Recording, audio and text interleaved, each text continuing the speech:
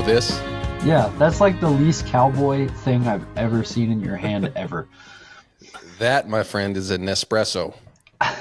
Which, if our friend John Stewart was here, he would be mad at me for mentioning a brand name. Mm-hmm. But I don't know. That's what people know them as. That's an espresso. It's very good. Yeah, it's excellent. I'm not a coffee drinker, so I don't know about that stuff. Sorry? Have you had one, Josie? Yeah. Yeah, they're good, right? Yeah, but I mean, mainly over here, I'll just drink black coffee, but at home, there's all sorts of funky coffees you can get. You try not to get laughed at by those cowboys down there. I don't tell them anything about that. I just say, I just drink Folgers and that's it. Folgers? I think you boys are supposed to be drinking community coffee, right? Oh, yeah, sorry, community coffee, sorry. Whatever the latest coffee is, right? Yeah. There's a lot of tribalism around coffee these days. Oh, yes, and, a lot. So, yeah. No, this is straight cultish right here. It's not my machine, though, so I'm not. It's all right. I don't own one of these. So, at this point, like I said, we're pretty casual, but we will put some context in there. Most people can probably tell by your accent. I'm sure you're used to it by now. You're in Texas right now, but you're not originally from Texas. Dusty Burson was the one who told us to get a hold of you. But basically the backstory we know via Dusty is that, there was some guy who came over from Wales and just started showing up at the Sixes, and he never left. And then he'd like go home and come back and go home and come back. And he just didn't really have any quit in him and just kept going back to Texas. So, let's start there. Everyone, like we just talked about, everyone calls you Josey Wales. Yes, sir.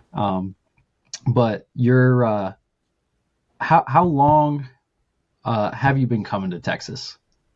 So, first time I came, spring of 2017, and I just came over for a few months, and so before that, maybe I'll start the backstory before that. So, I graduated from university 2016 in Aberystwyth, Wales, and I studied film and television. Very different, of course, like to what we're doing now. But I mean, it's I left school and didn't really know what I wanted to do. And this university was about 15, 16 miles away from my house. And I thought, I'll give it a shot. So got my degree in film and television. And it's like I graduated summer 2016. Well, so was that a passion growing up? Like film? Watching films like and a lot of, I've been big into films since I was young. All sorts of films, not just like Westerns, everything. Rambo's my favorite, Forrest Gump, all these classics. And I so I guess I've always been kind of drawn to America just through films in a way. But I wanted to do something computers, films, and it kind of all mixed in together. I kind of like that. So I did that, and I graduated, and I didn't really have an ambition to pursue that line of work because where I live in Wales, it's pretty country, I guess, where there's not many big cities around, and to do that sort of stuff, you'd have to go to a big city to do, and I just wanted to stay around where I grew up at that time. So Wales is Wales is a country that's part of the United Kingdom, and so you've got 4 countries. You have Wales, England, Scotland, and Northern Ireland, and we're just next to England there, between Ireland and England. And it's big green mountains, rolling hills, and right next to the sea, and a lot of agriculture in terms of beef and lamb being produced there. So just for context too, we actually 2 episodes ago, we just talked to a guy who's a horse trainer, and he lives just outside of Derby in Yorkshire. Yes, sir. So I know that's not close to you. No. But he kind of described like a similar scene where like Right. there are like when I think of the UK, I think of like London and Edinburgh, but there are like very rural parts Oh of the yeah. island. Yeah. And like, yeah, there's a lot of, and then British agriculture is very proud of it and proud of them. It's a big deal over there. And so, growing up, I'd be doing little odd jobs on farms, and I grew up on a little, I guess you'd call it a ranch over here, but over at home we'd call it just a small holding. And it wasn't a farm at home is bigger than a small holding, but I guess a farmer and a rancher at home are the same thing. You'd have to do your crops, your arable, and your livestock, and because that's just how they are. Well, around where I am anyway. At different parts of the UK, some people just specialize in crops and arable stuff. But anyway, so yeah, graduated 2016, left university, and ever since I was grown up, ever since like a little boy, I wanted to be a cowboy, and like I didn't. It's crazy thinking back like to where it is now, but like it's just like where do I go from here? Like how do I pursue this dream? Do I just give it up or whatever? Like and so I had a friend I have a friend who's a farrier, who shoes horses at home, and John, and John had come out to Dallas on a horseshoeing convention prior that year, about March 2016, and he'd met a bunch of people, gone to little ranches for about a week, and come home, and I'd seen all these pictures that he'd been out on ranches with cowboys, and I was like so jealous. I was like, this is something I really want to do, and anyway, messaged him and talked to him, and he called up a few guys, and I guess he must have called like 10, 11 people, and everyone was like, no, I can't help you out. I got this British kid here, he wants to come over and cowboy just for anything, even just for a week, just anything. And they're like, no, I can't help you out, can't help you out. And about on the last guy that lived down near Weatherford, he contacted a horseshoer in Lubbock, and this horseshoer, Blaine Chapman, he's kind of popular around these parts, and he'd be, he's very well known, and he'd be go around shoeing and on these big ranches, and he asked the Sixes if I could come over and help, and they said sure, why not? And I guess that was my, that's how it started. And I called him, I just through like the phone, never FaceTime. I just called him about 10 minutes every other month, maybe. Hey man, is it still good? We come over. And he's like, yeah, just book your flight. Come over in March. That's the branding time. I'll pick you up from the airport. I'm like, cool. So like, but like, that's kind of like, thinking back, that's crazy. Just a big leap to take. But I was just like, Yeah. okay, cool. So I booked my flight. Lubbock airport, from London to Dallas to Lubbock. I just landed there, no one there to pick me up. I was like, oh gosh, here we go. But he was just running late, and from there, just he dropped me off on the ranch a few days later, and and that's all she So wrote. was that your first trip to America? Yes, sir. I'd never been. Yeah.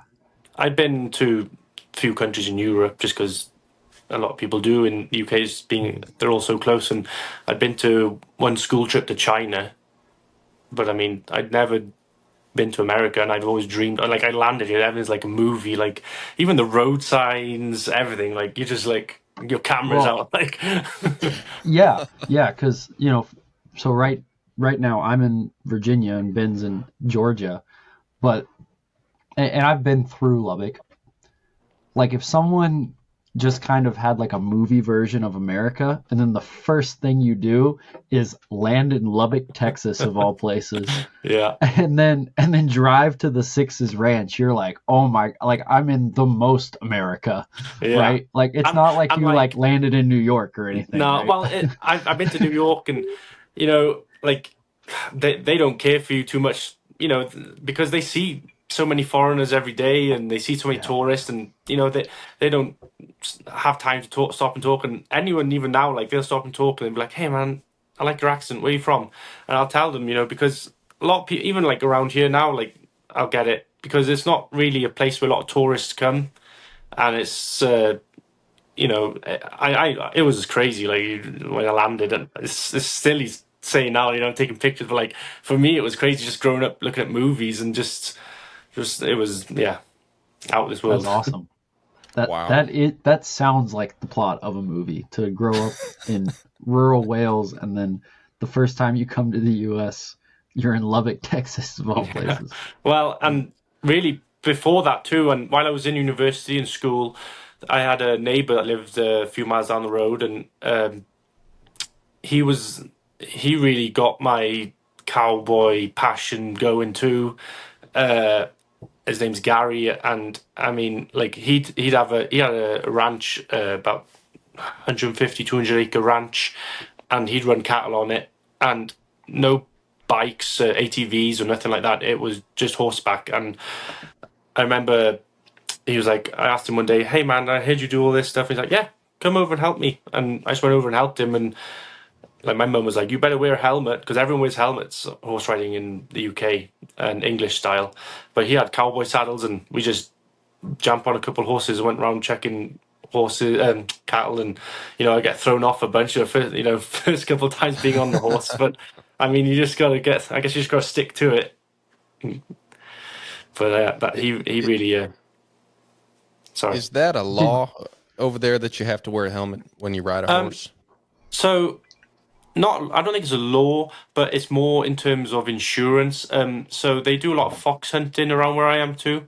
Well, it's trail hunting, but they go out in packs with hounds, and they chase down foxes, and that's by law now they have to use a trail. They take a scent out and go for trail, what they call it, fox hunting. Anyway, so I went out a couple of times with them, and I had my cowboy. This was after I'd come back from Texas a couple of times. I had my cowboy saddle and my leggings, and I was like walking out ready to go punch cows, and they said, "No, you gotta wear a helmet." And I was like, "Oh gosh!" And I got a pretty funny picture I can show you. So they're all jumping over these jumps and hedges and stuff, and I come with this cowboy saddle, and I come up to this jump, and I mean, like, this horse, he stops, and then like cat jumps over it, and I just straight over his head, and it's it's in slow motion. The pictures you just see me like go from a smile to Yeah. and but I mean, yeah, but I think with those sort of deals, it's all insurance and Yeah. and also I'll say this. Without taking anything away from English horse riding, I do feel horsemanship over here is obviously people use horses to work, so horses are much more frequently used, whereas over there, horsemanship isn't as, I don't know how to say it without sounding, but like, as good maybe. And the horses are more spooky, they're warm-blooded thoroughbreds and so forth, but yeah, they tend to have more accidents. People tend to have more accidents and fall off over there, just maybe lack of the horsemanship, without taking anything away from that. Yeah. Well, there is something to be said. Obviously, I'm very biased. I feel like I'm about as red-blooded American as they get, and I haven't been all over the world, but I do know people, because of this podcast. I know people that ride horses all over the world, and not that there aren't horses other places in the world that have jobs like you mentioned, but America as a whole, I mean, like, first off, we're a country that was kind of built on the back of a horse, especially in places like Texas and the West, right? And just in terms of checking the boxes, where we've got a bunch of horses, we're a first world country where a lot of people like can own horses, and there's still a lot of places where these herds aren't like recreational, for like the sixes, right? Yeah. Like we were talking to Dusty, that's not even though the horses, they might get sold and end up being like a recreational animal at some point, for like the first third to a half of their life, they're not. No. And so just with that, you inherently get people here are just really incentivized to get along with their horses really well. Mm-hmm. Where over there, if you're like a weekend warrior, and I mean, there's a lot of weekend warriors in America too, but if you're a weekend warrior, you might not be as incentivized to like delve into how do I get along with this horse? How do I get him gentle? Yeah. How do I do And all that, this and a stuff? lot of that comes down to like time too. Like people have full-time jobs, and if they got a horse Yeah, too, like if compared to like a cowboy that rides 3, 4 horses a day, maybe with his broncs, and or a horse trainer, like it's people just don't have time as well as if you're not going to use it for work. But yeah, totally agree. Yeah. Yeah, a huge difference. No, that's Mm-hmm. hilarious. No, but you were talking about the helmet thing because I'm not from Wales. I'm from America, but I had a similar deal where I was I was living on the East Coast and I wanted to be a cowboy. So I'm working at this barn and I'm like 15 years old and they would let me ride this old horse.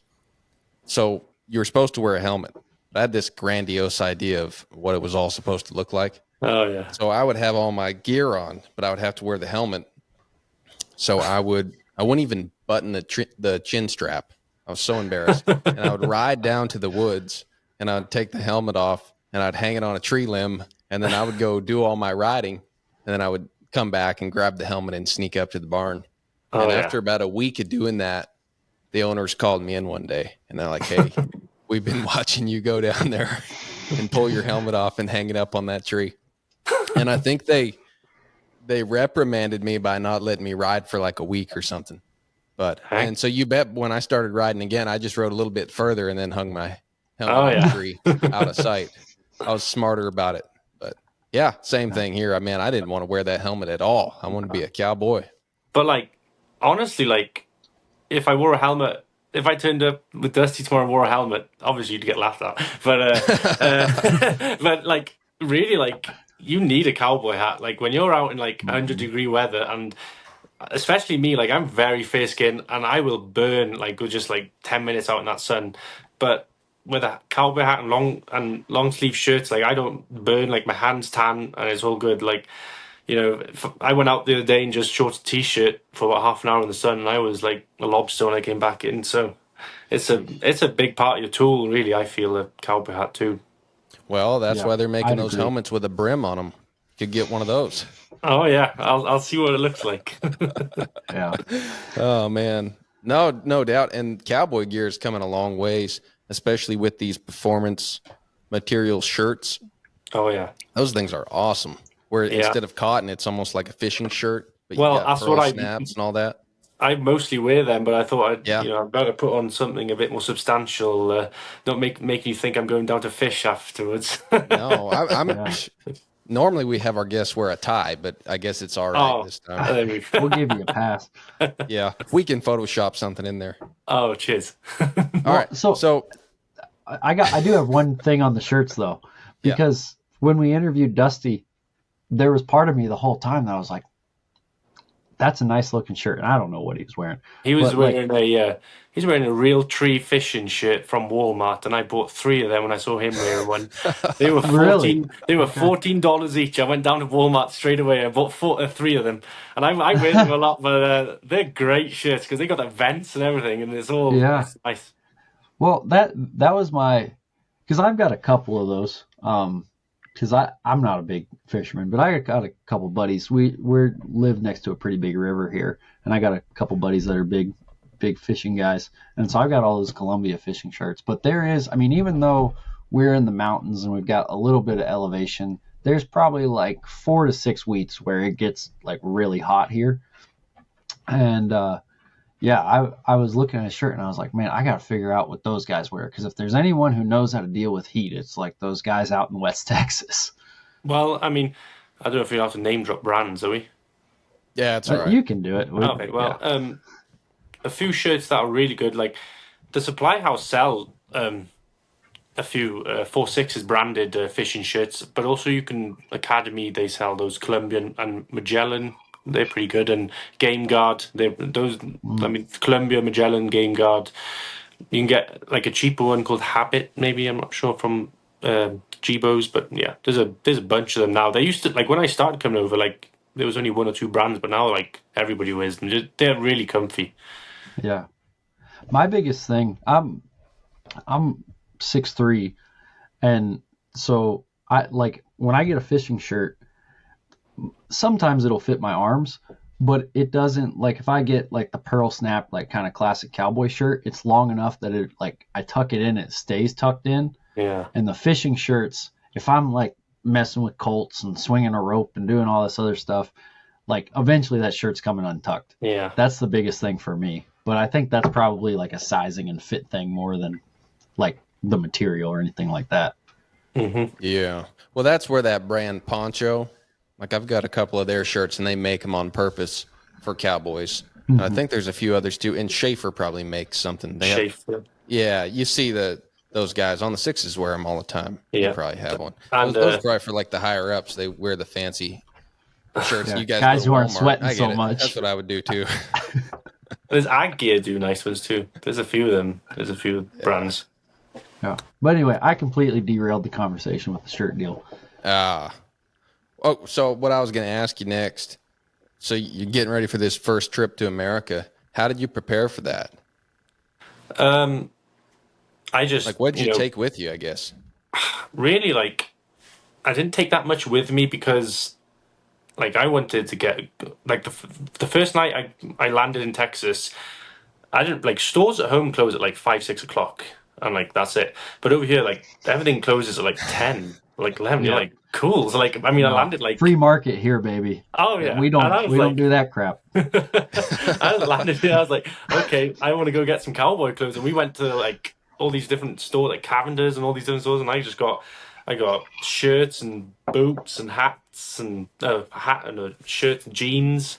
So like, my suitcase was pretty empty because I'd been saving up for this trip, and I wanted to get authentic cowboy stuff when I come over. So yeah, yeah. So your perception of the American cowboy, was that pretty much shaped from movies or documentaries, or what sort of stuff were you watching or looking at when you were back home before you came over?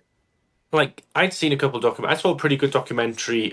We have a famous chef called Jamie Oliver, and he did a documentary just cooking out for these cowboys on the ranch and doing the rodeo and stuff. And I was like, I think doing like this. I was quite young when I watched that, and I was like, dang, I didn't realize there was real cowboys still around. I thought it was just all in movies, and then the interest all built up from that, and as well. And I mean, seeing movies and just watch. But like, I mean, when you watch a movie, you always think like cowboys and Indians, and even now, like you go home and if you tell someone like, oh, what you do over there, like a cowboy on a ranch, they're like, they kind of laugh at you. They really do. Like, and like if.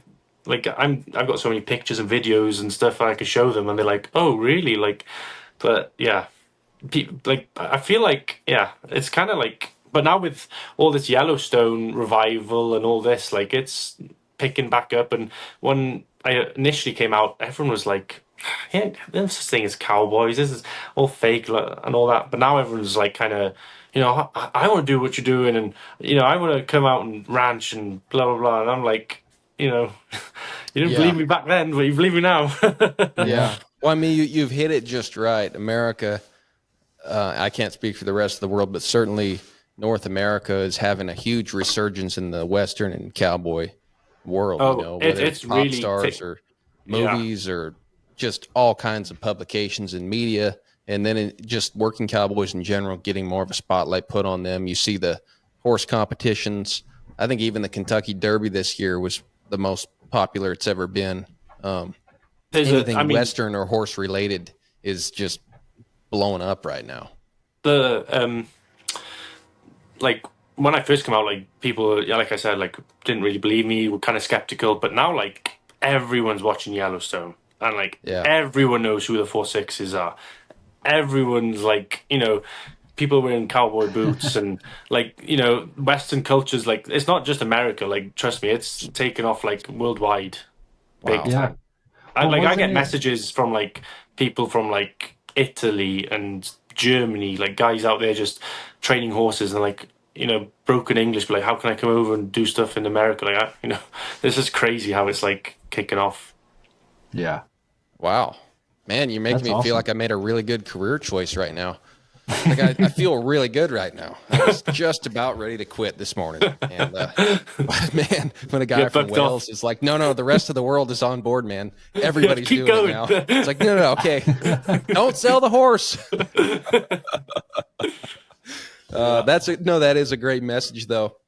Anytime you're a part of something where there's feedback kicking off the sounding board, kind of giving you a But thumbs like, up, you're like, man, that's awesome. That's great. yeah, it really is. And like, I knew I was just so like lucky and fortunate to have even met all these great cowboys and men and people just by being over here. But like being able to say like, you've rode alongside one of them, and like you're best, like you're friends with them, a lot of them, and you can just call them up whenever you need life advice or anything. It's crazy, like, and there's other people in the world just idolizing it. Like it's yeah, it kind of blows your mind a little bit. Absolutely.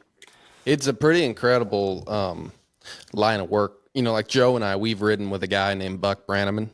You Right. probably heard of him by Yeah, now. I've heard of him, but I don't. Yeah.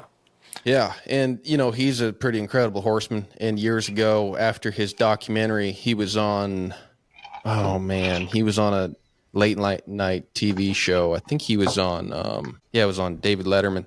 And thanks, Joe. And he was describing like what a cowboy is. Because even then, there was a little bit of cowboy hype around his documentary and a little resurgence of the Horse Whisperer movie. And Oh, Letterman, you could I tell, know was who you still mean. kind of like talking about the cowboy, like it was the Cowboys and Indians deal. And Buck kind of walked him back and was like, no, you got to realize, like, yes, there's that, but there's guys out there who, just like a brain surgeon can go and after 8 to 12 years of school, he's doing brain surgery. There's cowboys who spend their entire life to learn their skill, and they're still getting better. But in the upper echelons of the cowboy trade, they're out there doing a cesarean in the pasture with a sharp pocket knife and sewing the cow back up and saving the calf. And the way Buck talked about it was great, but he just described like the skillfulness of an upper end top hand and how Yeah. much work goes into becoming that guy, and just the depth of what a really skilled cowboy is, and his resourcefulness and ability to just, have 360 awareness and adapt to whatever's going on out there in the field. And that was great. That was one of those moments where you like shout it from the rooftops, Oh because yeah. Yeah. that's what we're all aspiring to. Yeah. I mean, it's kind of cliche and saying this, but like you'd learn something new like every day. Like I mean, like you learn something new every day, and I think most of it is just paying attention. You've got to, you know, don't go, if if you're going into that line of work, but like you've got to just keep your mouth shut, ears open, and just look and see what everyone's doing, because some every outfit does stuff differently, and it's you just got to you know to improve yourself. You'll just got to keep looking, keep looking, and see what seeing what like the experienced guys are doing, and just oh, they do it that way. He drags calves. He ties one of his reins up round through his bridle, ties the other one around the horse's neck, gives him one hand on the, doesn't have to worry about two reins and can tie on like that. Just like little things. You constantly just looking around, just seeing what other people are doing, and yeah, I see something different all the time. Yeah. Well, it's interesting you say that, because I've always enjoyed watching guys work. Like if you go to a horse clinic, or if you're at a branding, or you're watching a guy start colts, like you said, it's pretty fascinating. And you can see a really good hand. You'll see him recognize problems and problem solve, and take care of the task. But every time he does, a task, he might even do it a little bit different. And it's constantly getting better and better because of the environment of the ranch. Like, even though you're doing the same job year after year after year, every time that job comes around, it's slightly different. Hmm. And you don't know the consequences. It might not be a big deal, or it could be the ranch is on the line. So you Yeah. see at least a good hand, which is a lot of guys that are successfully still employed after several years, and you see them continually problem solve and get better and better and better. And like you said, you can learn a lot just watching those guys. Oh yeah. That's a neat thing to watch. And like I mean, I guess you've heard of Boots O'Neill, and you know the stuff he's taught me and a lot of others like is invaluable. Just I that if that guy wrote a book about everything he knows, I don't know how big it would be. Like he can tie a cinch, like he just knows everything. Like these little horn knots. Well, Dusty taught me how to make them, but I'm pretty sure Boots taught Dusty. But like these old timers made these horn knots instead of just like a deal that goes on the end of your rope, so you tie it to your horn. Like a lot of guys just get this braided ring or whatever, but like Boots would tie it, like unthread the end of the rope and like tie it so that it fed through itself, and then tie it back up, and so you didn't have anything extra, and like you could tie it down tight when you're riding along, and yeah, just little things like that he just knows so much. It's crazy. Yeah, so going back to kind of the original story you were telling, that's kind of where my mind went was, I mean, you're just like in the deep end, right? Like you're in West Texas, you're there riding. Did you have much riding experience before you? Just with my neighbor that I mentioned earlier, but I mean, Yeah, not to the extent, like nothing close to what like I needed. Oh man. yeah. Did they give you some baby powder when you first started out? Oh, I wish. It was a steep learning curve. I can tell you that much. Yeah. Well, so that's one of the things I find so interesting about your story is, there's guys out there who can't move like 4 hours away from home to the different ranches and make it there, right? And you are starting from basically zero. Not like, oh yeah, I could ride a horse or someone taught me how to swing it, like literal zero, which doesn't happen with a lot of people. And you have gotten through it. And to me, that is very, very impressive. But in the beginning, I mean, gosh, were you just kind of almost so starstruck it was like someone could have hit you in the face with a frying pan and you would have kept going? I still feel like that now. Like I went to help Dusty last week to brand for a few days. I couldn't I've done it so many times before, but like that first night before, like I couldn't sleep. I was that excited. Like it's a tough job, but like you're just excited to be out on the range, just all that stuff, brand calves, all that. But like initially when I come over, like I didn't know nothing. And I mean nothing that I needed to know about how to control a horse. Like obviously like, I could trot and maybe stop him, but like I mean like not enough anyway. And yeah, I mean I just went out with him the next morning, and so that's like where my name originated, Josey Wales.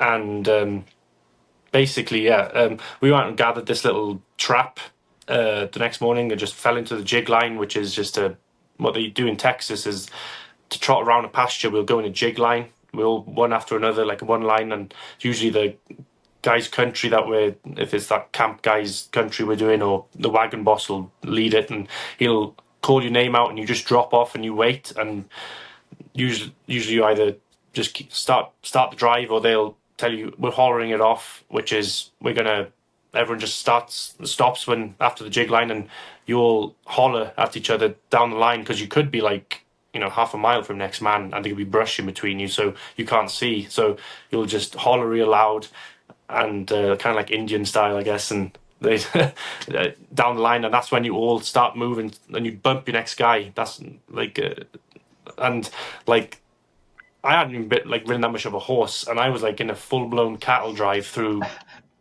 brush. I'm like, oh my gosh. Like I mean, but I can remember the feeling of being really anxious, but like not wanting them to think like, oh, this guy doesn't know what he's doing, like, get him out here tomorrow. But like, I just paid attention. They told me just hit an angle, and until you see next man, turn around, hit an angle, just keep looking for cattle through that brush, keep looking, see what, and if you see cattle, just kick them towards the pens, you know which direction you're going, then you see an next man, turn around, hit another, and eventually, like, I mean, there was a couple of times, I guess you could say I got lost or whatever, but I mean, I'd never done anything like that, but like, now I can confidently do it, like, no problem, obviously, but like, back then it was pretty daunting being put in the middle of a maybe 7,000, 10,000 acre pasture, and you're like, oh, your next man's about 3/4 of a mile that way. Go find him, and there's like canyons and brush between you and him, like. And if you like kind of like mess up between like on the drive, like you could mess up the drive because you could let cattle go back between you two, and but the pens were just like half of what you're supposed to have, and so there's a lot of pressure too in terms of that. That was going through my head. Yeah, leaving anything behind. Oh my gosh, that. And like the rope inside of it, I guess I bought a used rope off eBay when I was about 16.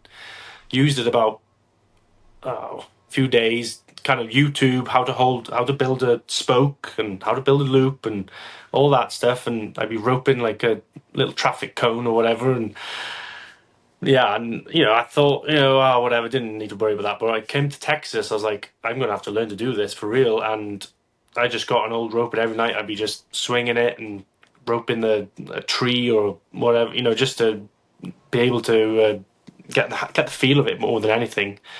And wasn't like this first year I was out, we were branding, like I'd be just flanking and running the medicine and all that, and the wagon boss turns to me and goes, Josie, go get your horse.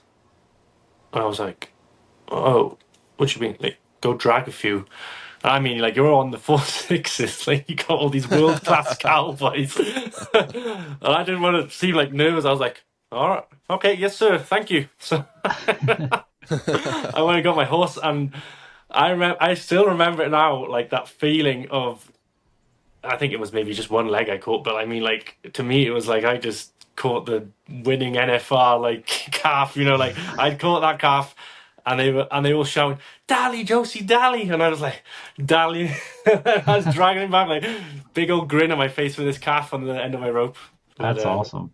It was pretty crazy, like, just thinking back to then, like, just, that feeling, I guess, drove me on to wanting to, I'd be roping even more then, trying to get my skills more in tune.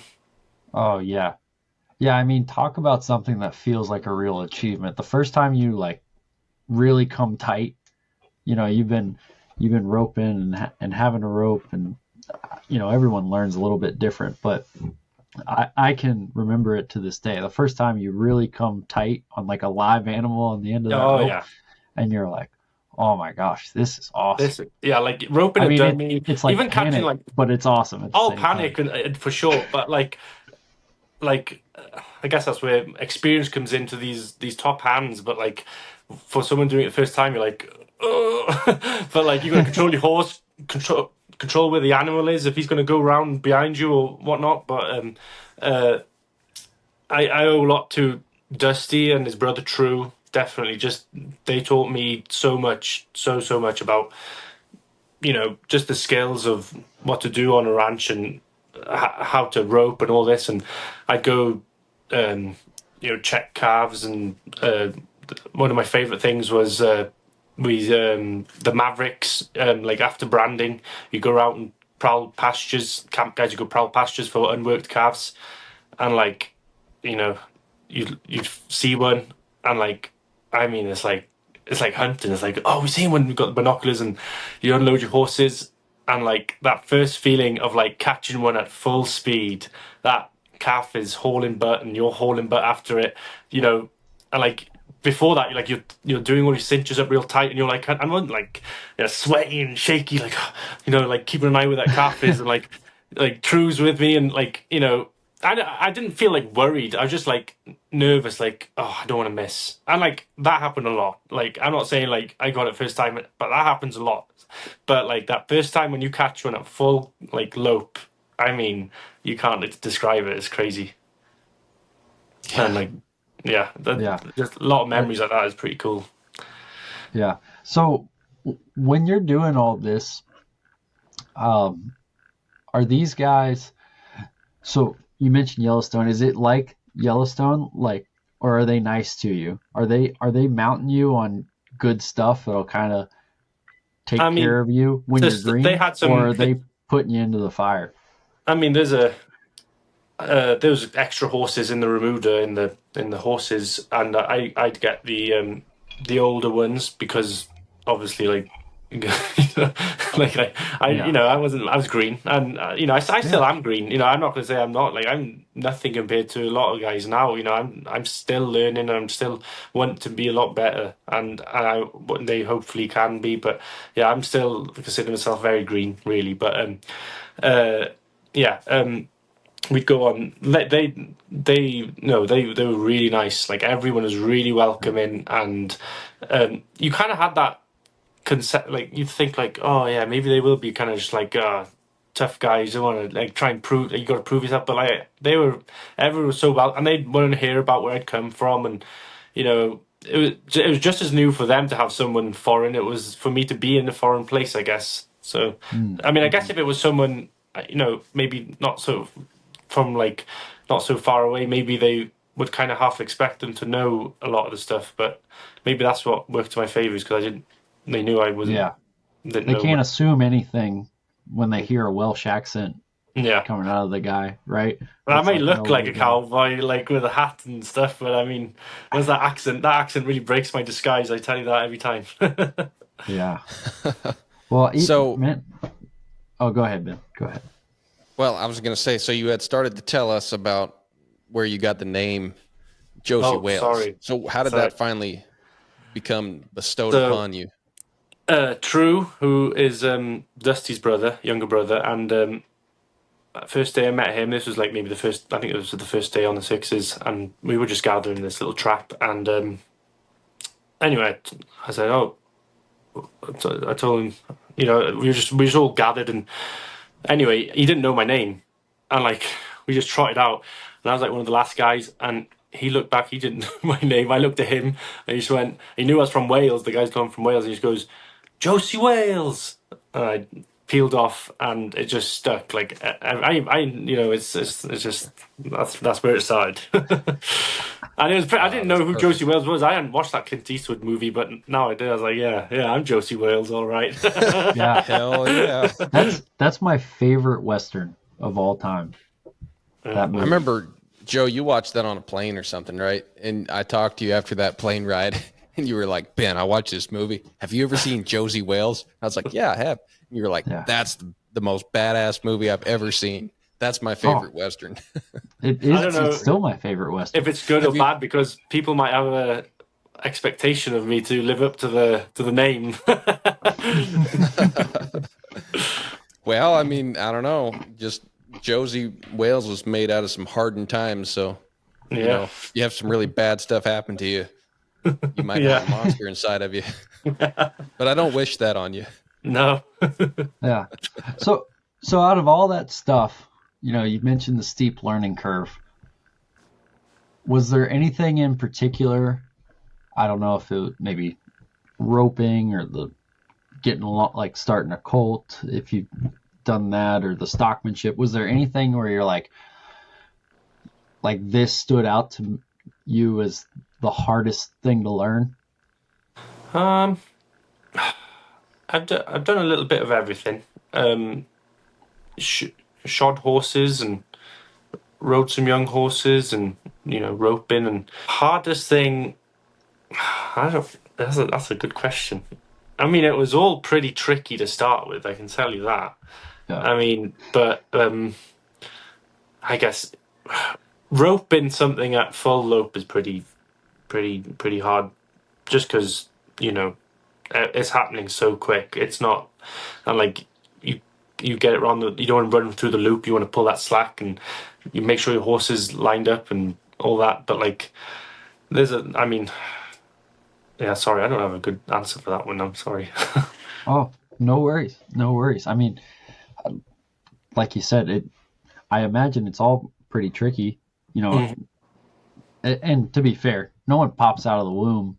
I mean, maybe the Bursons, but no one pops out of the womb like knowing how to do all this stuff, right? No. But so yeah, but I will say, to brag on you a little more, like hearing this story and coming from basically the other side of the world, I'm like, holy cow, man! Like you wanted it clearly. Like Yeah. that's impressive. And like I think with that, I was thinking about this earlier, like how to describe it. Like a lot of people message me, or not a lot of people, but you get comments and they're like, "Oh, that's my dream to do that, go out on a ranch and work." And I'm like, "Yeah, I mean, it is a dream. It's still a dream for me. Like, just you know, whenever I get to help out or whatever, like it's still crazy. But like, they don't see the side of like you getting up at like 4:45, going out saddling your horse, trotting out for a few miles, then doing a drive, then going back and flanking like 3, 4, like calves, like they just see the pretty, trotting out into the sunset and all that stuff. But like, yeah, you've got to really, really want it. Like, and I mean like to the point where you can't like I'd go home and I'd work all year, save up to come back out, and like there wouldn't be a day I you know I'd not think about it. Like it was, you've got to really, really want that drive to go and do it, because it's not a job that that's like it can be as easy or as hard as you make it, and Yeah, but like yeah, it's a sort of, how do I describe it? Like it's something you got to really want. That's got to be in you too, I guess. yeah. Yeah. I'd agree with that. Um, whether it's just the horse side or ranching or whatever you want to call it, there definitely seems to be like you either kind of are in that group or you're not, in terms of you're willing to make all these other Yeah, sacrifices. I'm like living proof. Like you know, you don't have to come from like the cowboy world's community is very small. Like Mm-hmm. I know cowboys up in Nevada, Wyoming, like, and this is just from being in Texas. And like, I guarantee you, if you ask, so if you go, there's a big rodeo on this weekend down in Abilene, and like if you go down there, you'll see people from all over there. And for someone like me, like from Wales, to be able to kind of come over and just kind of be a part of it, because like it's crazy. I just can't describe. Like, you've got to really want to be a part of that life and that culture and appreciate everything and pay attention and learn, because it's a real tight knit community, and once you're a part of it, like you really do feel a part of it once you are. Yes, sir. Yeah. Yeah. So, Josie, how often do you go back to Wales? Because I imagine that's tough to be away. I mean, it sounds like you're a part of this group. They're like your family almost. So, Yeah, going home, what's that like? when I go home, like um, I'd go home and like it was a real. I live in a lovely little town in Wales. I'm from a lovely little town in Wales, and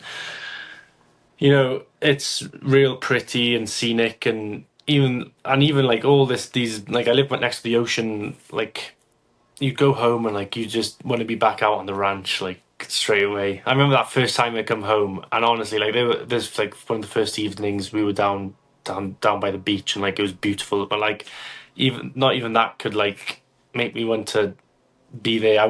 My heart was out in like West Texas, like even like just out with the cattle and staying out on Yeah. the wagon and with the boys. Like it was it's kind of like one guy told me before, like it's the closest thing. Being a cowboy is the closest thing to being in a brotherhood as like it is like being in the military, in terms of like how close you get to being to a lot of these men, and just like you're always like around, like especially out in the wagon. I guess like you're all it's a big brotherhood, and it's great. Yeah, absolutely. So, have you traveled anywhere else in the United States besides West Texas? Uh, I've been I went to like went on this vacation to New York once, but other than that, I've been up to Elko, Nevada. We went up to check. There was some cows on lease land up there, and we travelled up through these. Travelled up through New Mexico, Colorado, Utah, Nevada, and then back down through Arizona. I saw a big portion of the U.S. on that trip, and that was crazy. And just like going up there and working with like buckaroos, that was like, I'm up there like in long leggings, ready for brush, and got my like cowpuncher crease, and like everyone else just flat brim, and got this swell forks, and like it's cool just seeing seeing all these different variations. It's really really interesting for me. Yeah, that's the cool part, is all the different little like incels of cowboys, as opposed to, maybe that wasn't the right term, but as opposed to you have the whole group, and then you have all the different types of cowboys, like branches of it. Like when they different branches. It's like a subgroup. Yeah, when you first started out with roping, did you start out dallying or tying off? Have you had experience with both? I started off. I think the first time I did it was maybe tied off, but like then I started dallying just because I didn't want to get in a wreck, and like it's easy just to but like now like I'll just tie off every time, like whether I'm outside or in the branding pen, and like a lot of guys tie off on broncs, and it's just different ways of doing stuff too. Because without getting too deep into it, I just feel like I know it sounds kind of scary, like tying off on a young horse, but like you've got two hands to control that horse, and there's the environment kind of does affect that a lot in terms of all the brush and stuff like that down here. Whereas those longer ropes and the big horns, and the up north, you can do that because it's more wide open. Not that I've been to Wyoming or Montana, but I've heard a lot. Yeah. Well, so you probably know him or know of him, Buster McCleary. Yes, sir. I worked with Buster. Yeah. So Buster's been on our podcast about a year ago or so now, and that was kind of the same thought process he shared on the tying off deal. Was he felt like it was very related to what your country looked like, because sorry. No, he said kind of the same thing you alluded to. It's like, there's a bunch of brush. It's like you get that shot, and you might have like a 20-foot radius around you where you can see, and you don't want to lose track of that booger, right? No. Yeah. So. And the ropes are a lot shorter in Texas, but on a general, like people do things differently everywhere, but like stereotypically you have short rope tied off, running through brush after cattle, because like you have all that extra rope, it's going to snag on stuff, and it's just going to get in the way. But that's the main reason for it down here, I guess. But like I appreciate those guys with those long ropes up there. That's pretty cool too. I'd like to do that one day. Yeah. No, and honestly, I don't know how you feel about it, Ben, but I feel like from our experience that we've had on the podcast, where we've talked to like excuse me, Montana guys and California guys and Texas guys and people from all over,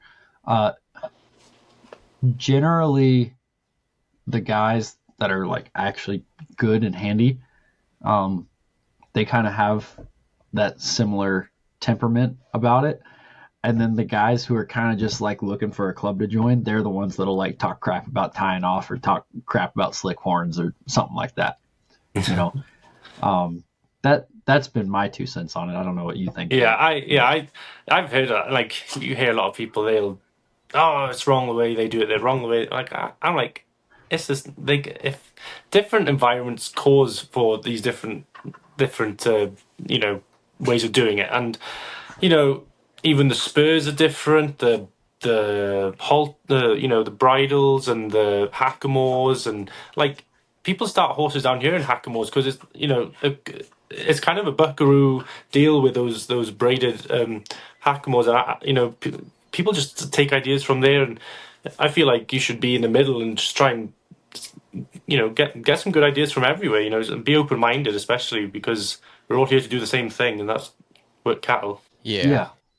Yeah. But I mean, Or that's just train people, right? train horses. Yeah, sorry, I'm not. Yeah, No, Oh no, you have a great attitude towards the whole agreed. deal. That's just people, right? I mean, at least we're not killing each other over oh cowboy yeah, stuff. yeah, We're doing pretty good. yeah, Yeah. No, exactly. and like Joe said, I totally agree.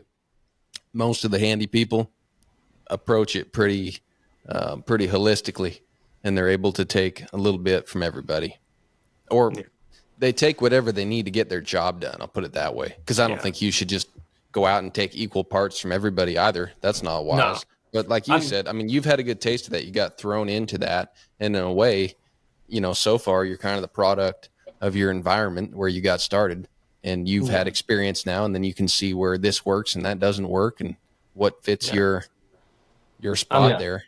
there's even like you'll see like the most West Texas cowpuncher, and he'll have something buckaroo or I can't say the same about that buckaroos because I've never been up working that much with them, but like one example is starting like day one on a bronc. Like I've seen numerous guys use like a 40-foot rope, 50-foot rope, those long ones with like a metal ring to for pressure and release when you initially rope the bronc. And I asked him, "Hey, where'd you get that from?" He's like, "Oh, I got it from a online on a buckaroo store." Well, like that's cool because like you're picking good bits. I like that. Like you can pick and choose and try not to. If you get too stuck in your ways, then you'll end up not going anywhere. I feel in life in general. Yeah. Yeah, that's a really good point. Here's the biggest differentiator for me. Like you were talking about the Bursons and Boots O'Neill and these guys that have kind of taught you that you respect. When they told you to do something, I bet you money they had a reason why you ought to do it that way, Hmm. right? And I feel like where this all gets lost in the weeds is when someone's like, well, I have a horn knot on my rope because I'm from Texas, right? Oh And they yeah, can't yeah, actually tell you, or same thing. It's like, well, I grew up in Elko, and so we have slick horns. And they can't tell you, like, they haven't put the thought into this is the benefit, this is why I use this, yeah, you know. And so that's the big thing for me is like, because I start horses for the public, and I live in an area where there's a lot of different disciplines of riding, and so they're like, well, what about this and what about that? And I'm like, look, if your job's different from my job, that's fine, but don't do that because someone told you to do that or you saw it on a YouTube video. Like if you do that, you need to have a reason you're doing it, and you need to be able to explain it to oh someone yeah, else, you yeah. know. And to me, that's the biggest part of the whole deal is don't just do it because the whole tribe's doing it. No. Understand why you're using that thing or why you're wearing that piece of gear or whatever it is. A great example for that is too. Um, a lot. You see, I don't know where else they do it, but especially on places around here, especially like at sixes, like we'll shotgun our boots. We'll put our jeans into our boots, Mm-hmm. and the main reason, like, it gives you that uh, extra layer. I feel without tearing your jeans up when you're going through brush. You got that extra. So, and especially these tall boots, like you can get real tall. Sorry, that's a dog down there. Uh, but you can get real tall like cowboy boots, and Yeah. you shotgun it into them, and like that gives you that extra layer of leather turning brush. And I asked them, why'd you do that? And they explained to me, and I started doing it because I didn't get so many holes in my jeans then. But yeah, it's a lot of it's and Makes sense. but I've been very fortunate very lucky to learn from these guys that are willing to take the time and teach me in a nice way too. Like they've, they didn't do anything. They didn't do it in a sarcastic, especially like in the work environment. They were very professional and, taught me, without making me feel like I'm like don't know anything. They taught me as if I was, an equal, not a green cowboy. Yeah. And that's really, put me in good stead for the future. I feel like, it's I've been very lucky that way. Yeah. Were there any other things like that, like you just described with the boots, where you didn't think that's what you were going to do, or you hadn't thought of doing that, but you saw them doing it and then they explained it? I bet there's a bunch. I'm on the spot now. I'll have to think about that one. I mean, like for instance, like a cowboy hat. right. Because Texans, especially those guys, like punchers, have a very particular way they like to shape their hat versus a buckaroo, versus a cutter, versus a team roper. Yeah, and I think that comes down to a lot of like personal preference, and I guess it just shows. A lot of bull riders kind of crease their hats the same, and it just kind of attaches you to that line of work, I guess, in a way, without having to tell that someone. I don't know. Like if I see someone with a certain crease, I'll know. Oh, he's probably quite punchy. Like and if you're someone from town that has a crease, you know, like he's from town. Like, but like that's a lot of assumptions too. Yeah. Yeah. It's sort of like the like you compared it to the military, and how the cowboy brotherhood is similar to the military, and especially you get into the special operations world, and those guys have a real brotherhood. But you'll hear about the operator beard. The guys grow. It's kind of like a 5-6 day beard. And I was listening to one of on the Sean Ryan show, one of his first episodes. He had this kid call in who he had been mentoring, and the kid hadn't seen any action yet, but he was getting ready to enlist.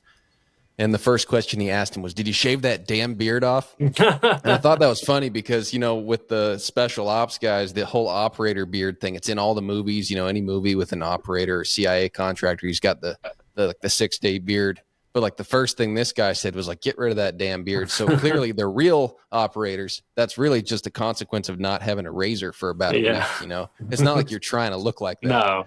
So same in the cowboy world. There's things like, you'll see people wear like a little bandana around their neck or something. Yeah, and a little wild rag. Working guys don't wear some goofy little bandana tied around. I mean, in like the winter, maybe you wear one, but like, they'll wear a real wild rag like a scarf. But you know what I mean? You'll like a silk like the scarf little fashion things. Like Woody from Toy Story. Exactly. Yep. Just it's a sort of an accessory piece, and it doesn't even look that good. I guess like I don't wear like because one I don't rodeo, but like I don't wear big rodeo buckles because like if you're on a horse all day, like that thing will dig into you. So I just wear a little buckle. But, hey, that's a really good point. So are you gonna win one though? Because I want to ask you, have they let you ride in any shows yet? No, horse? No, nothing like that. But have like your sights on that? Oh, maybe one day, hopefully in the future, maybe. But fingers crossed, they'll enter a rodeo or something. And I want to. I really want to do like ranch bronc. That's probably what I would enter. But yeah. So tell us a little bit about your rough stock experience, because you mentioned when you first started riding, you came off a few times, or, some mishaps. So tell us a little bit about that, because I mean that's pretty quick if you're going into rodeo to be like, I think I want to try ranch broncs. I can't tell if you just have experience coming off horses, or if you think you have a good chance of riding broncs. When I came over here, I'd been watching like JB Mooney, and I was like, I want to be like Lane Frost, like they're cool, they're cowboys. But like when you initially you come over, you're like, oh. Those are different types of cowboys. They're rodeo cowboys. They're not ranch cowboys. And ranch cowboys do different types of rodeos. And so there was one morning especially, I think it might have been the second time I'd come over. And I guess the wagon boss didn't know I was coming that time. But they knew, but they didn't know exactly what day. And they didn't have horses up for me to ride. And there was this old, not an old, it was like, really good horse, but he had been riding like a few months. And anyway, we went out to the pasture, and I mean on the way out, like all the guys are like you know, they're messing with me, going, "Oh, he's gonna buck, man. You got to hold on, like this guy, he's gonna buck so hard and all this." And I'm like, yeah, I think like one of the managers, I mean, hit one of his horses, so I just ride it for the day until I could get my horses up.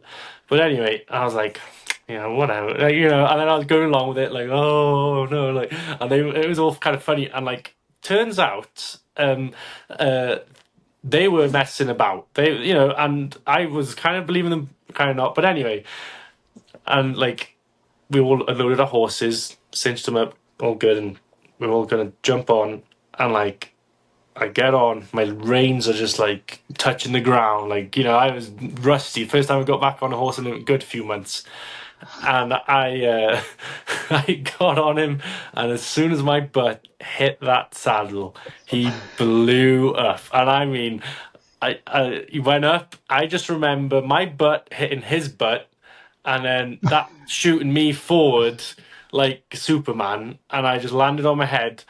And I was just looking up, I could see him running off. But then Dusty caught him.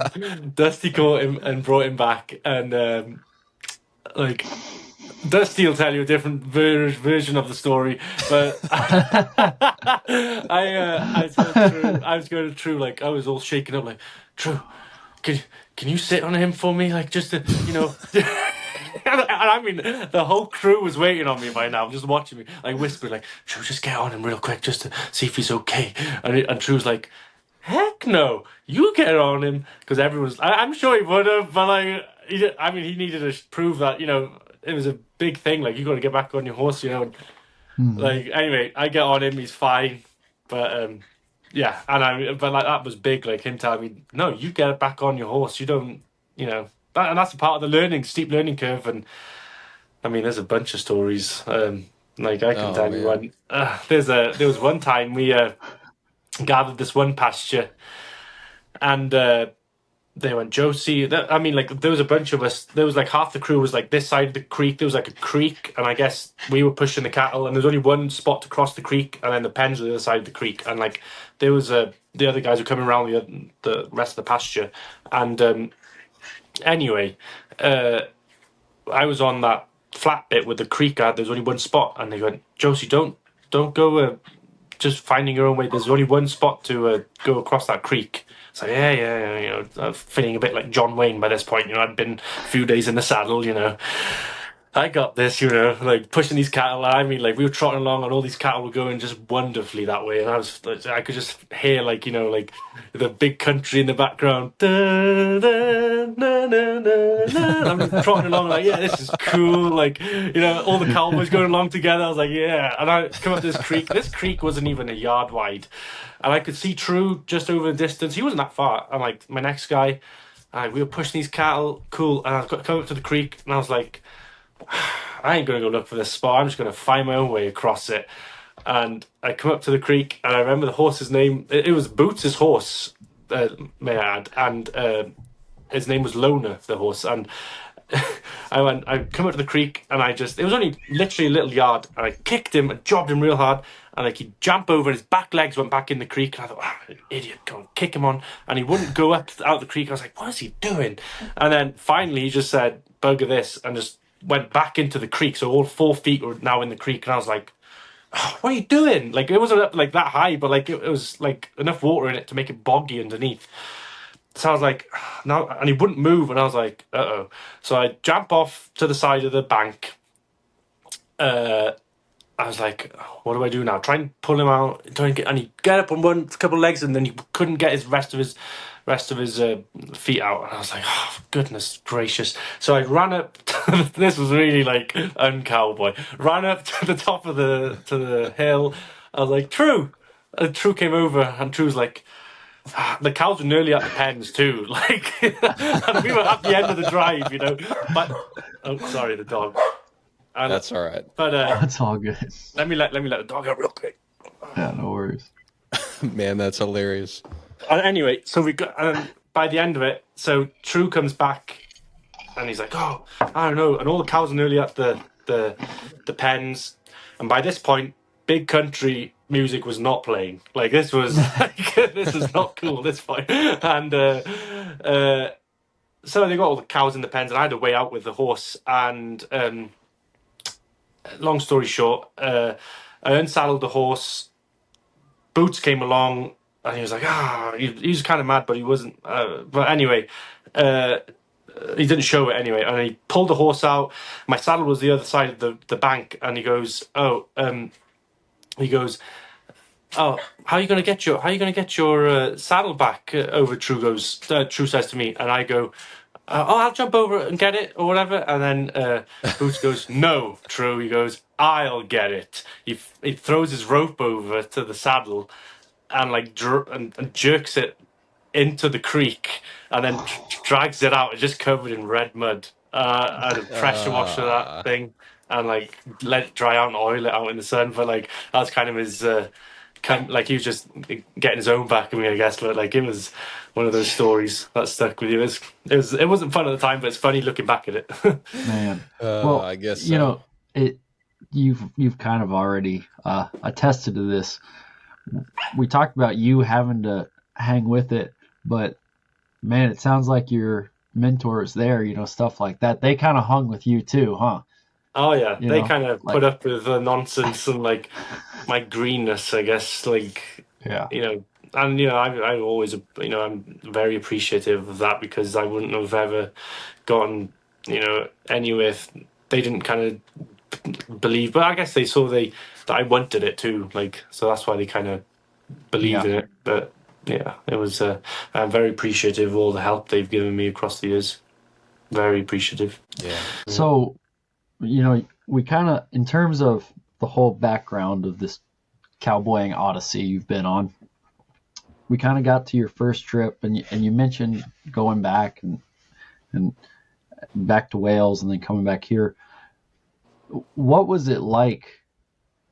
Those first couple of years, because it sounds like to me, it's like you could come over to Texas for a stint and then you had to go back. So how'd you make ends meet? Were you like, while I'm away, I'm going to maybe rope a dummy or try to be around cattle, or like, how did you manage the reality of you kind of knew you wanted to be one place, but you couldn't be there full time yet? Yeah. And it's one of those deals you just I try not looking at old photos and videos, because it would, in a really weird way, make you homesick for somewhere that's not your home. But like it made me so homesick for Texas. Like that's just the only place in the world I wanted to be. And like it was like I'd come home, you'd rope, and you can only do so much, and you could ride a horse, but it wouldn't be to near the standard that you'd ride over here and all that. But like, yeah, I guess I just keep in contact with my friends, and I don't know. It was tough. It was tough. Like I mean, it still is when you go home or whatever. But like, it's because when you want to be somewhere, and I mean like for me, like where I come from, a lot of guys my age, they go to New Zealand to shear sheep.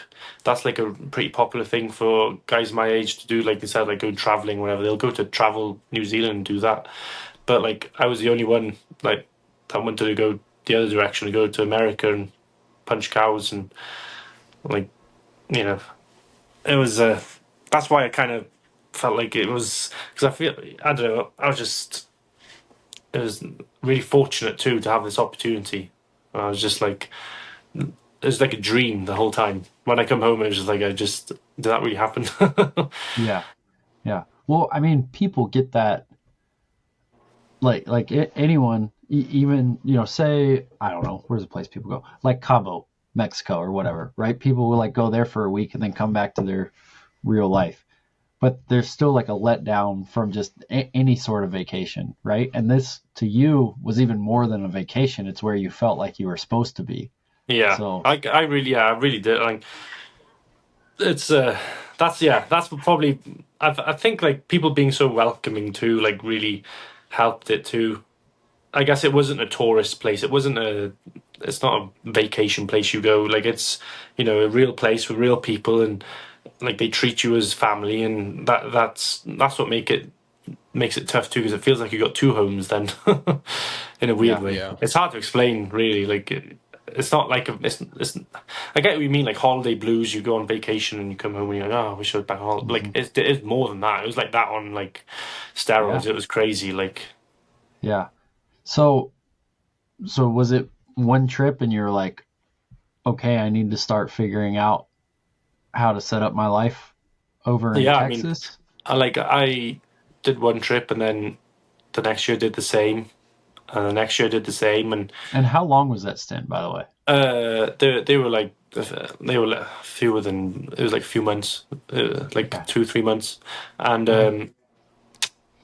like in 2019 I came over on a work visa to work for a guy in Dalhart, and doing like feed yard stuff, and so a lot of horseback work every day, and I did that for a year, and COVID hit then, and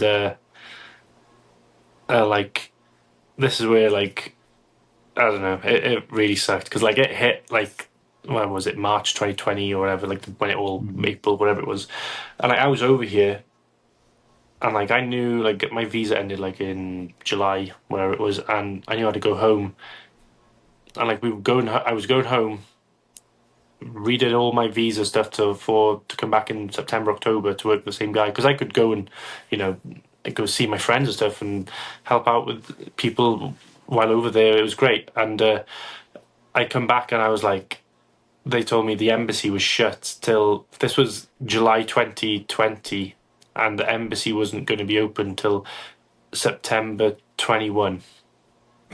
Oh, Maybe more. It was 18 months it was shut for. However it was, it worked out to be. And I was like, what? Like, wrote letters. Like, like, they get so many, it got, probably, they didn't even see it, but like, you know, there was nothing much I could do but wait. And like the flights were cancelled because of COVID from America to the UK for a while. And I didn't, like, from that moment, like, I couldn't come back to Texas for a while. And like, I kind of, in a sad way, kind of like, kind of accepted it, like, oh, you know, wasn't to be, you know, move on with your life. And now, like, you know, like, I'm back now, obviously, but like, during that time, I still kept in contact with everyone, but like, you know, it was tough, because I kind of like, I got a full-time job at home doing IT, and, you know, just settled into a normal life, really, like nothing like the dream I'd been experiencing. And now, like, it's, you know, it's crazy, like, you know, I'm back out here now, but like, it's it was a pretty tough time, really. It was like 4 years maybe. I couldn't come back. Well, no, there was a couple of those years I couldn't come back because of COVID, but then I was like, after that I was like, you know, humming and ahhing, do I just come back for a few months here and there, and blah blah blah. yeah. Yeah. So when did you finally make it back post COVID? So I've been back now for a few months. Oh, okay. So Yeah. you sitting here right now, that's your first time back. Yeah, since Since post COVID. COVID. Yeah. Oh, that's great. Yeah. So Okay. I went to help Dusty last week, and I mean, that's what the first time back, like, work, like, you know, helping on the ranch or whatever, and like, it was like I couldn't sleep the night before. I was like, oh, it's crazy. Like, you know, going from the last 4 years of like really like telling yourself like, yeah, you know, probably won't saddle a horse again. Probably won't, you know, Yeah. see springtime in Texas, you know, in the roundup and branding and all that. Like, it's, you just think back, and it was like, during that time, you know, it was kind of like, was it all a dream? I don't know. Like, Yeah. was I really that fortunate? And like, during that time too, like, Yellowstone was kicking off. Like, it was getting massive, and I was like, oh, you know, like torture. torture. It was torture. Yeah. Man. I was just like, no, I just didn't want to watch, like, I was just trying to blanket or not listen to Western music. I was just like, oh, just trying not to look at stuff, but like, you know, it's hard not to. Yeah. Yeah. Man, you got it bad. So did you, Yeah, so you thought you were stuck over there for a while. That's Hmm. man, that must have been crazy. And like culturally over there, because you were saying, you know, you came here and it wasn't just being on a ranch, but just people welcomed you in and made you feel a part of their family and a part of the brotherhood. Like culturally back in Wales, if someone was to do the complete reverse and like come from America and then go to your little town, I mean, I don't know what there is to do there, but do you think that the people are as welcoming there? Not like you need to rat Yeah, on your folks or anything, but would it be the same no, experience if someone went to it your would. town there versus coming to Texas? Um, Culturally, yeah, it's similar and not very similar in very different ways. Um, the main thing that I really liked about Texas was how like active like churches and Christianity is. Like that's a big thing for me. I loved that. I love that. When I come over, it was great. And like going to church over here is like really good. Like I try to go at home, but like I don't go at all, or not as much as I should at home. But like over here, like it's a really different experience. Like they, without getting too deep into it, they explain stuff better, and they don't, they kind of make it easier for you to understand. Whereas like they just read it straight out of the Bible at home, and it's the words. It's kind of tough to keep up with. But yeah, I mean that's really like it's really that's different. Like that's not as big as home. Like it's like you go back maybe like 50 years, like it was, or maybe a bit more. But like you know, you work all week, you go to church on Sunday. Like it was, that's how it was. And I kind of feel like we've lost a lot of that, and Yeah. maybe like the UK in general. Like it's really sad. Mhm. But like yeah, in terms of like welcoming, like people are just what the Welsh are very friendly, very welcoming, just like the Irish and well, I mean everyone. There's kind of like a little tiff between England and Wales. Like we kind of have a little rivalry when it comes to sports and whatnot. And Isn't there a talk. tiff between England and everyone? Yeah, well, yeah, yeah. I remember when they invaded us back in 1200s. I think Yeah, yeah, yeah, it's I mean, I got plenty of English friends and whatever. It's yeah. but Yeah. it's I just got more like, tickled. The last guy we had on, he lives in like the Yorkshire area now, but he's like, well, I'm from Northern Ireland, but I identify as Irish. I am Irish. I am not British. oh And yeah, yeah. So yeah, so it's England and everybody, man. because yeah, I mean, like it's like someone going to someone from Texas, like, oh, you sound like you're from Oklahoma. Well, that's like, Hmm. like, you don't say that. But like, Yeah, it's just like kind of that little rival. It's just fun. But like, yeah. there's that. But like, culturally, there's a lot of different things, but, I feel like there's a big, very similar, a lot of similarities between like, I feel like the agriculture world in terms of it's very supported in the Hmm.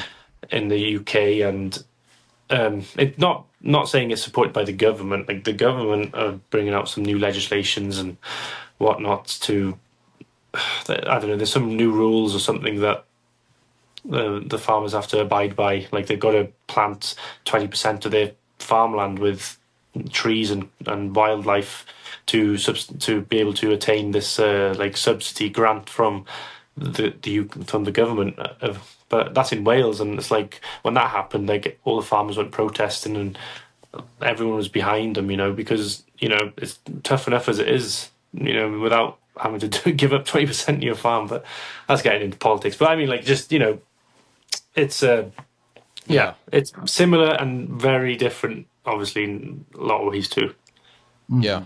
Well, that's what I was kind of driving at a little bit because, um, you know, you were talking, obviously, you've fallen in love with the cowboy way of life and you come over here and you're deeply involved in that. But there's a lot of aspects outside of just your daily work and cowboying that I imagine you would pick up or find different or the same, or there's a lot of things you would have to kind of you would think about, I guess, that maybe you are not exposed to back home or you are exposed to back home, but but now you're around a new group of people and you're thinking about things a Um, little differently.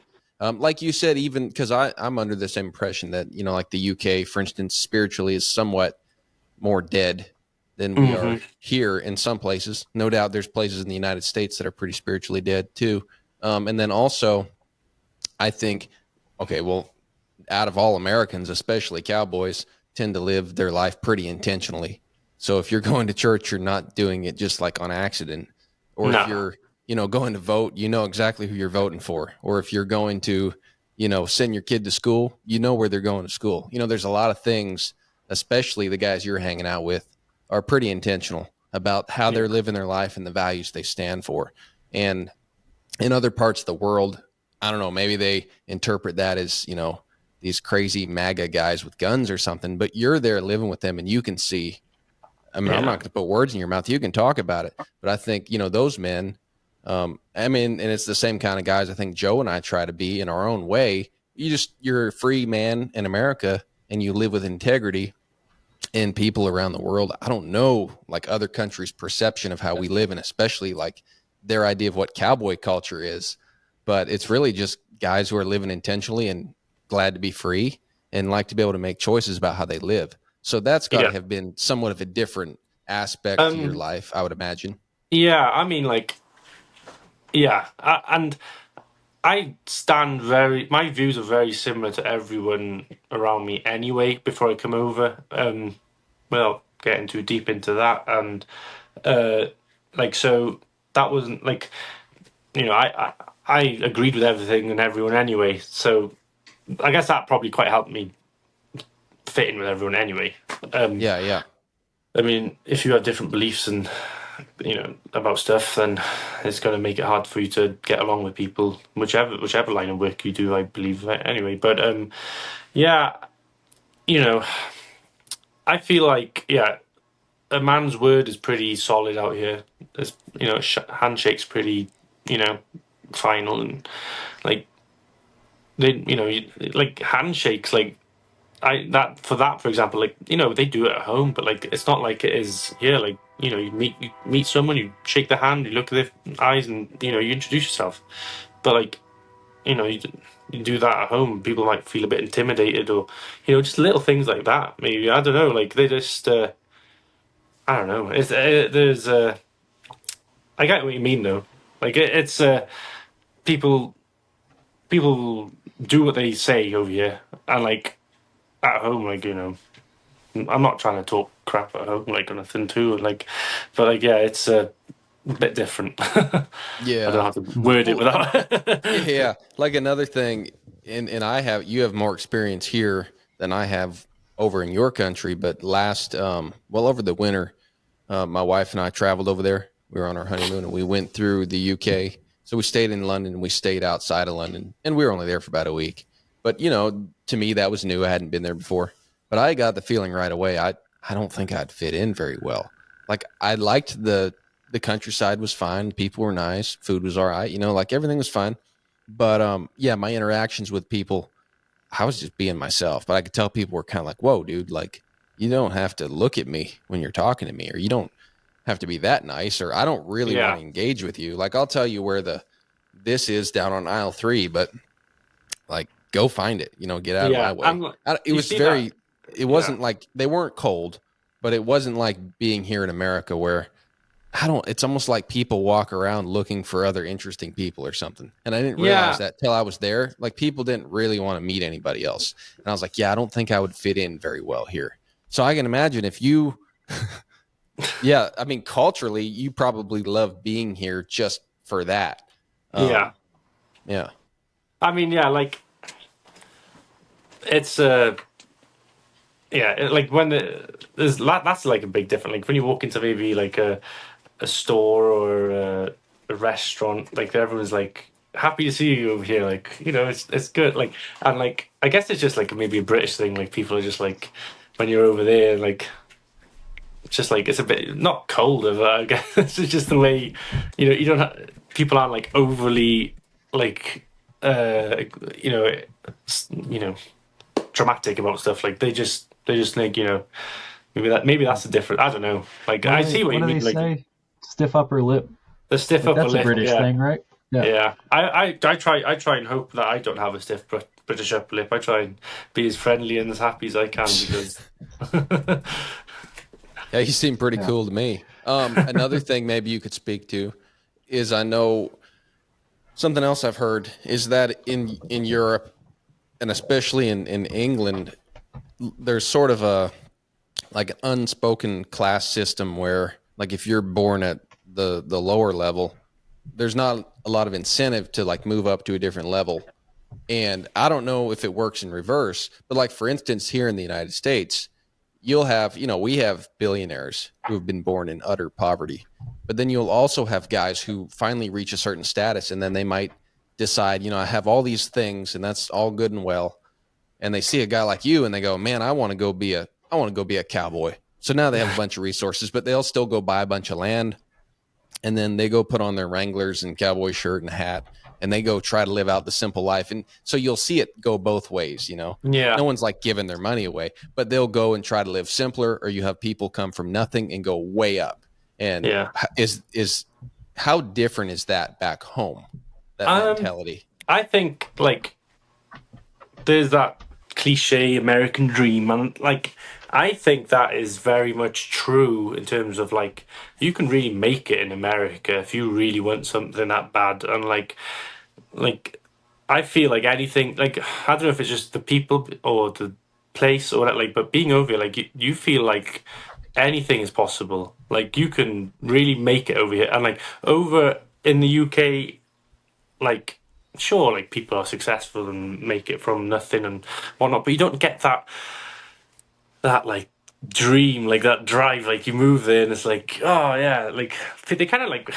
I don't know. Maybe I'm looking at too many like meme pages or whatever, but like you kind of like, oh yeah, look, this is the reality of the UK, and it's just like a video guy drinking a beer out in the rain. You know what I mean? Like it's just Yeah, like, yeah, you know what I mean? Like whereas in the US, like they'd have like like a bunch of Mustangs on the wild plains and like city shot, like you know what I mean? Like it's just like they Yeah. pride themselves on it being miserable weather, grumpy people. But yeah. I know what you mean, yeah. Because, like, for instance, for you, I mean, you obviously dreamed this whole thing up and you acted on it. Did you have any support from other people when you started talking about coming over here? Besides, the guy who helped you out Uh, or your I had a lot uncle, of but like lot family of members being like, "Yeah, that's awesome, go do it." yeah, I mean like family members. I mean like yeah, I mean they were just like yeah, just, you're 21, get a job. Yeah, get out of here. You're not 12. You don't want to be a cowboy. Yeah, No, like no, they were supportive of it because like I mean I had nothing to lose. Just go out and see what I can make of it. But like like I had my friends, a couple of friends. They were like, you know, all right, you really want to do that? And then I do it once, and then they were like, all right, you've done it now. Just leave. Let's leave it now. But like, I remember like we always have like this carnival in Albury and like one year dressed as a cowboy. I was walking through town one day, that day, after the parade. I remember I was like cowboy hat, leggings, everything. I had this before I'd come out to Texas, and someone hmm told me like someone I could hear someone whisper and said, "Oh, look at him! He really thinks he's a cowboy." He goes, and that's always stuck with me. And I was like, you know what? Like I don't know who said it or anything, but like I was just like, you know what? Like yeah, I'll prove you. I'll prove you wrong. Like yep, that kind of, they're not that as particular, but like stuff like that kind of drove me more than discouraged me more than anything. yeah, absolutely, Yeah. yeah, Yeah. That the kind of like values and belief system you said it kind of aligned when you got to West Texas. You felt like you kind of already aligned with the folks there. Was that something you felt like was inherent? Was it something maybe differently in how you were raised? Like, did your parents kind of instill that in you? Was it like some media source or something like that that instilled it? No, Like, I don't know. why Like do you think you were like that? I've been brought up going to chapel and church, Christian, and I go to church with my grandmother, and my mum would take me to Sunday school every Sunday, and so I was pretty, I've always a Christian, and like I feel like, you go through patches, like especially when I was a teenager, you kind of, I shouldn't, should have done more with it than I guess I should, but like, I never stopped believing, I know that, but like, just like, and then I come to Texas and it's like totally revamped it, like spiritually, I guess. And it was wonderful. And, but, and, my political views were the same as everyone. Like, I'm pretty conservative, as that, I'm very conservative, I guess. And I support the same, sort of party in like comparison back in the UK. And yeah, just, when Trump came in, I hadn't been over when Trump came in first. Like, I'd come over a few months after that. So it was like, everyone was on a high. Like, they got a Republican president. It was like, Yeah. cool. These are sort of, and like, you'd listen to all these stuff that Trump was saying. It was like, you agree with it. Some was comical, and so it was a good time. Like, it still is a good time. Like, I'm not saying I'm not saying I'm enjoying every second of being here, whichever president is. Yeah. Spoken like a man going through the immigration process. Yeah. Cut that bit. Yeah. It's all great. I have no criticisms. Let me stay. I like it. Feel like Borat. No, we can cut that. Yeah. That. Yeah, we'll cut it. We'll make I'll make a mark right now.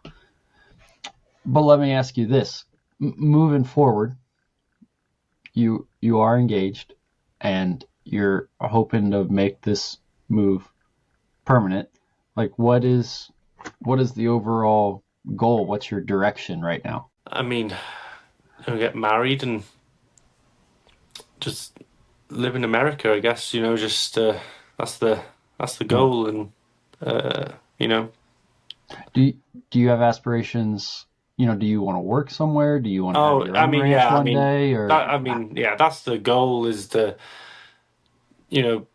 make cowboying a full-time deal for me and for the rest of my life. That's all I can't see any con.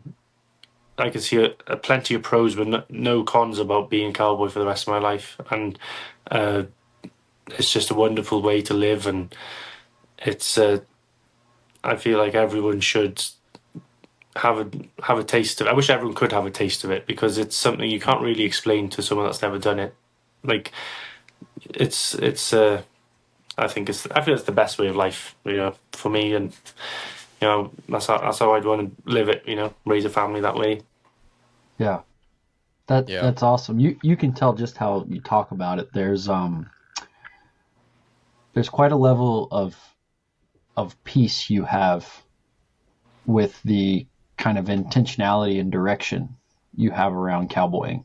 Yeah, and like, I was doing other work when I was at home. Did a bit of construction, then did some IT work, and like, I love them jobs, but like, without talking bad of them, but like, I couldn't see myself doing it forever. And like with this, I could honestly, hands down, for the rest of my life, I could easily, get a saddle a horse. It's wonderful. Yeah. Awesome. Well, man, I gotta say, obviously talking to you, there's no other way you would do it, but kudos to you for, you want to be here and you want to be an American, and you're doing it properly. There's a lot of people joining our country a little bit under the wire, and they probably don't even listen to this podcast. So whatever, but kudos to you. I mean, that's awesome. It's a great country. We need more guys like you. It's well worth being a part of. It's not that easy to do it the right way. I wish, so I wish it was, I wish it was easier for guys with genuine intentions to, make it in this country. Like, and it sucks that people that are doing it the wrong way are ruining it for people with genuine intentions of, wanting to be here. So yeah, because that's what we all. I mean, our ancestors, both Joe and I, they all came from the same part of the world. You came from just different time. And, I wish my ancestors jumped on that ship too. Yeah, and it's cool. Like, you hear about it all the time. People that immigrate here, and don't just sneak in. And some of the guys that sneak in too, but most people that immigrate here, they're the most patriotic people we have in the country. And talking to you, Oh yeah. I mean, you prove that for yourself, at least, that you're not here on accident. You're here because you love it here. And there's cowboys here, and there's people you agree with. There's a dream here. It's a great country, and we're super thankful to be here, but we're glad someone like you is wanting to come join. That's awesome. And it's a really wonderful and special place, and and I don't see a lot of the lifestyle changing anytime soon with all this resurgence, and I think it's honestly a wonderful place to be at a wonderful time at the moment. It's really awesome. Yeah, and you're in a good spot. Everybody's talking about Texas these days, so. Yeah, everything's coming to Texas all of a sudden. Yeah, it's the place to be, inundated. Man. Yeah, you bet. Yeah. Someone the other day was comparing where we're at in this country to the fall of Rome, and they're like, don't get worried. Think about when Rome fell. Everybody didn't die. It just split up into more countries. And they were saying how they think Texas is going to end up being its own place. Now, again, that's just speculation. We're not trying to start a revolt or anything. But I thought that was interesting. That was a very optimistic way of looking at things. Yeah. See it as a time of growth, not a time of fail. It's easy to get into the doom and gloom. Like you were joking earlier. You were like, maybe I'm looking at too many bad pages online or whatever. But there's a much more positive way to look at it, and that things can always grow and get better. And maybe Texas will just be a country eventually. Well, you have your heyday down there. Yeah, I mean, it's you got to always look at the positives and always look for the best in man, I feel, and that'll get you far in life. You bet, because he sure doesn't have much in him, does he? So you got to look hard. Yeah, so you gotta really find that. But no, it's I mean, like, I know, real quick, but like I also what pulls me here too, and like I didn't know about all this before this, but like all the history with the natives and Comanches, like I love history, and I can go to Palo Duro Canyon, and it's just that's all that. Like we've got history at home, but like Henry VIII being drilled into you since you were like 7 years old isn't so fun. But when you can go out and like find arrowheads like on the ranch, like and like a native could have held this like the last time this was held, like or shot this, or this could have killed someone back like 300 years ago. Like that's like pretty cool, I find. Like especially I mean that's more relatable to Texas, but like I mean everywhere's different. Yeah. No, our history is way more interesting. I mean, all I really know about Britain really is that we whooped you guys back in the Revolutionary War. And then again in 1812. Never heard any comments like that before. Well, let's just remember why you call it the White House, because we burned it down, but Yeah, but no, you got a point there. I get that every time. Especially, I'm kind of anxious now with the 4th coming up. I'm like, I'm just gonna wear an American shirt and like just try and blend in the background. Like, put on a bit of a Texas accent and just sit down there with a beer. Yeah, there you go. Oh, that's funny. Cool, man. Well, Josie, we really appreciate you. Dude, I hit you up today. I got a hold of your number from Dusty the other day and hit you up this morning, and I appreciate you taking the time to talk to us, man. This is cool. Well, all right. I'll put all my cards on the table. I kind of knew who you were from the Dale Brisby video. Oh, okay. Yeah. But like in a good way, because I don't know if people have seen that out there, but and we can edit this too. Yeah, you can link it in or whatever, and yeah. Well, he doesn't need any more free press than he gets. But I remember thinking, like, however many years ago that was, I was like watching the whole video and I was like, wow, West Texas looks cool, but that guy is electric. Like, I want to be around that guy. I'm pretty boring, really, don't I? Yeah. Well, they had a heck of a camera guy then, because he made you look really fun. No. Yeah, we done a bunch with Dale, and he's really cool. He's exactly how he is on camera, and down to earth, great. Salt of the earth guy. That's great. Yeah, we're We met him briefly at the NFR this year. Okay. So, yeah, seems like a good guy, and everyone we've come across has kind of said a similar thing. They're like, yeah, he's very genuine and just fun guy to be around. So, yeah, he's cool. Yeah, and I mean, don't let the videos fool you. He's short enough cowboy too. Like, you know, oh yeah, like he's really good. So, like, I know he says about the bull riding and stuff, but like, he's sure enough cowboy. He's been brought up around it too. yeah, that's awesome. You bet. All right. Well, Josie Wales, keep your powder dry. Don't hang up. We're going to end this thing. And great to meet you, sir. Good luck with the podcast, and thank you for having me. Thank you.